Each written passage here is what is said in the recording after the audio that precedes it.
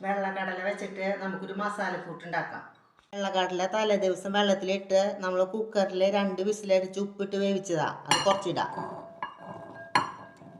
2 ഉരുളൻകിഴങ്ങ് കുക്കറിൽ മഞ്ഞൾപ്പൊടി ഉപ്പിട്ട് വേവിച്ചത്, തക്കാളി ചെറുതായി അരിഞ്ഞത്, ഒരു സവാള അരിഞ്ഞത്, പച്ചമുളക്, കുറച്ച് മല്ലിയില, 3 ടേബിൾ സ്പൂൺ തൈര് പുളിയില്ലാത്തത്, 1/2 സ്പൂൺ വീതം മുളക് പൊടി, ചാട്ട് മസാല, കുറച്ച് ഉപ്പ്, 1/2 സ്പൂൺ ചുക്കുപൊടി, 2 സ്പൂൺ പഞ്ചസാര,